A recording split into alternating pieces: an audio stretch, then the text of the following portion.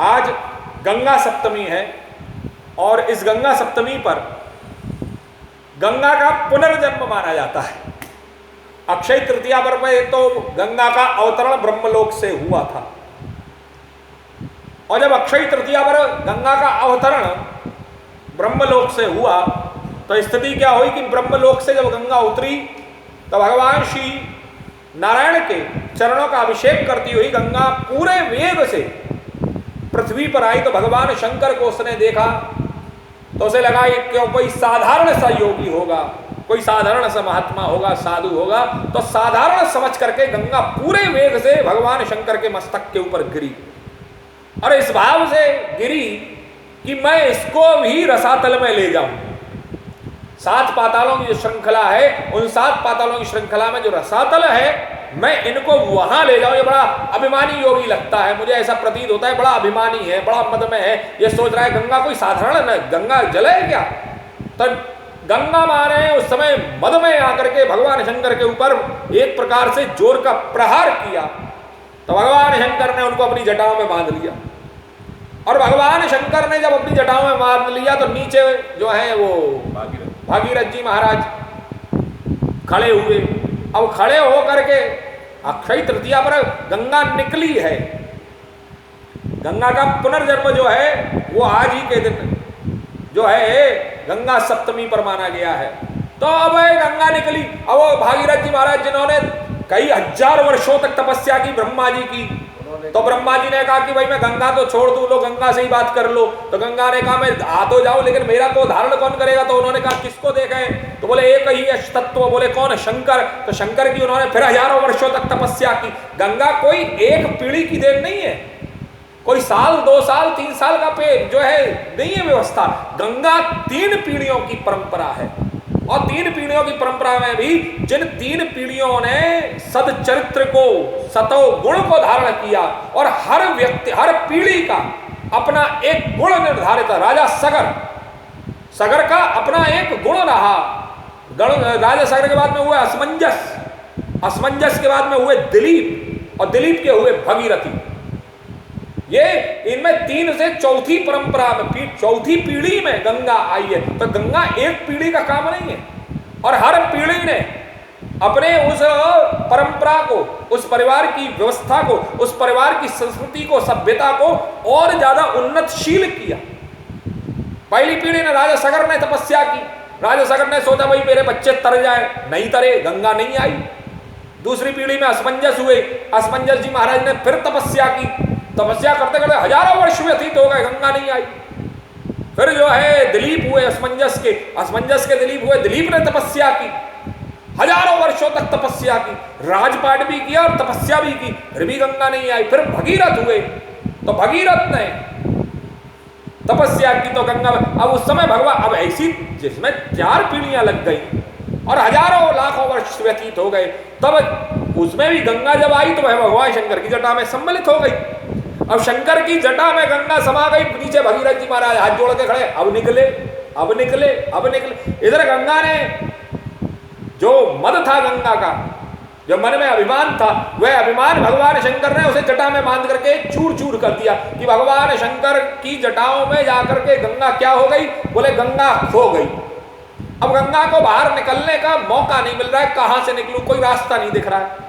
तो भगीरथ जी महाराज ने, अब ये बड़े भगीरथ जी महाराज सोचे अरे जैसे तैसे तो गंगा आई, वह भी शंकर की जटाओं में समा गई। तो उन्होंने फिर पुनः तपस्या की, अब पुनः तपस्या की और तपस्या करने के पश्चात भगीरथ जी की तपस्या से प्रसन्न हुए भगवान शंकर। बोले हाँ बताओ क्या चाहिए। बोले महाराज गंगा चाहिए। बोले अच्छा गंगा चाहिए। तो अंदर जो भगवान शंकर की जटाओं में जो गंगा खो गई थी, उस गंगा ने भी प्रार्थना की कि महाराज प्रभु मुझसे बड़ी भूल हुई, मैंने आपको एक साधारण सा, मैंने आपको एक योगी समझा और वह गंगा भगवान शंकर की, अच्छा भगवान शंकर ने भी जटा में से एक धार खोली। जरा विचार करिए, भगवान शंकर ने भी क्या किया है, एक धार खोली।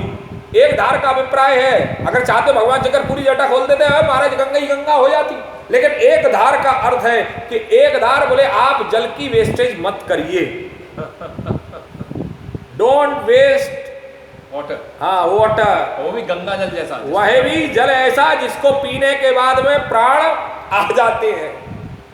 गंगा जल कोई साधारण तत्व नहीं है।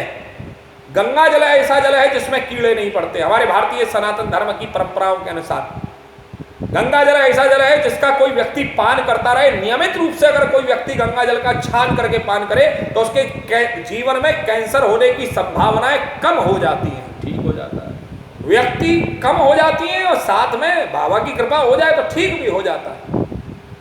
ये गंगा जल कोई साधारण जल नहीं है। इसमें मरने के बाद में हमारी जो अस्थियां हैं वो गंगा जल में डाली जाती है।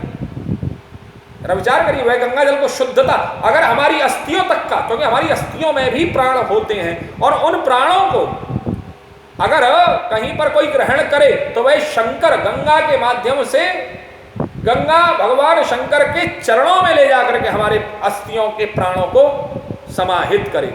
अब गंगा के माध्यम से भगवान के चरणों का, भगवान शिव के, भगवान बाबा मनकामेश्वर नाथ जी के चरणों का सानिध्य हमें मिले गंगा के माध्यम से।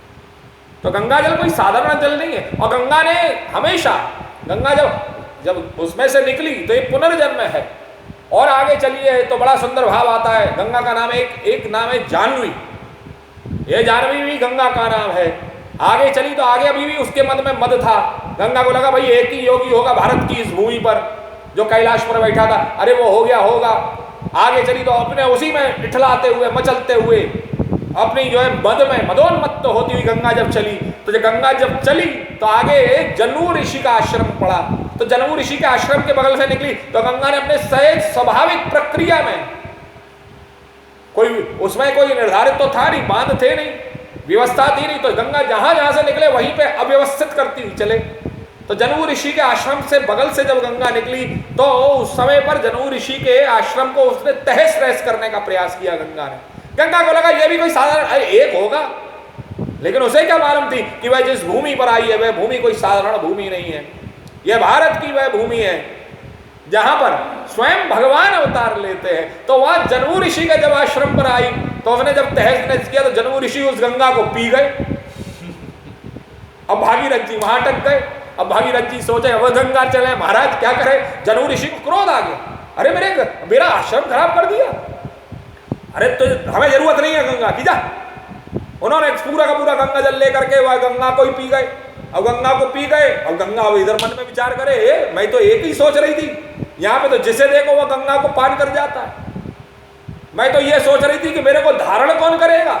अरे यह धारण करने की बात छोड़ो, यहाँ पर तो इस भारत की इस भूमि पर, इस धरा की भूमि, इस धरा पर तो स्थिति ऐसी है कि यहाँ पर ऐसे ऐसे अद्भुत योगियों के व्यक्तित्व हैं जो गंगा को एक की जटा में समा गई तो निकलने का लाखों वर्षों तक जो है व्यवस्था नहीं बनी।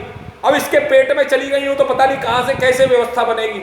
अब भागीरथ जी महाराज बाहर खड़े, बोले महाराज प्रभु गंगा को छोड़े।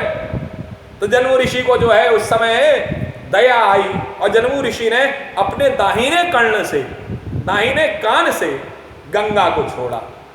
तो गंगा निकली, गंगा ने, और इस शर्त पर छोड़ा कि आगे उपद्रव नहीं करोगी।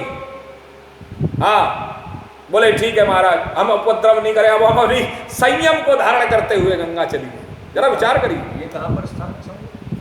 ये स्थान आप लोग खोजिए। हाँ, जनू ऋषि का आश्रम कहाँ है ये, इसको आप गूगल पर खोजिए। चलिए गूगल पर खोजिए, तो बड़ा सुंदर भाव है। तो उस समय पर गंगा जो है वहां से उनके कान से निकलती हुई, और गंगा को उन्होंने अपनी पुत्री माना। और अपनी पुत्री जब माना तो वह गंगा पुत्री धर्म का पालन करती हुई पूरे संसार में अपनी मर्यादा के अंतर्गत में गंगा ने स्थान लिया है।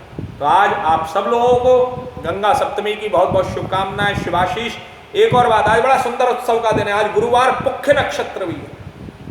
गुरुवार पुख्य नक्षत्र साल में 2 या 3 4 आते हैं, बस 365 दिन होते हैं। जैसे शनिवार आश्लेषा नक्षत्र, शनिवार आश्लेषा नक्षत्र 1 या 2 मिलते हैं, नहीं तो शनिवार आश्लेषा नक्षत्र नहीं मिलता।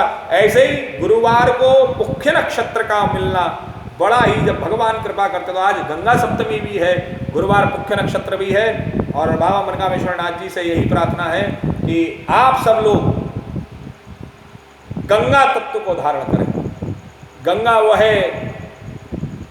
गंगा का जल हमारे यहाँ पर ऐसा का, आजकल तो गंगा बड़ी निर्मल हो गई। हरिद्वार में आप दर्शन करिए, आजकल तो व्हाट्सएप पर आ रहा है, गंगा इतना शीतल और इतना निर्मल जल आ गया है कि लोग कह रहे हैं आज से पहले गंगा ऐसी नहीं थी। तो एक पिक्चर आई थी, राम तेरी गंगा मैली हो गई, पापियों के पाप धोते धोते। वह वास्तविकता में गंगा मैली को, गंगा को हमने मैला कर दिया। तो आज चाहिए हमें संकल्प लें कि हम गंगा का शुद्धिकरण, हम शुद्धता का वह भाव रखेंगे गंगा का हमेशा। तो इसी भाव से आइए हम सब लोग यहाँ पर बाबा मनकामेश्वर नाथ जी की कृपा हो, बाबा का आशीर्वाद हो।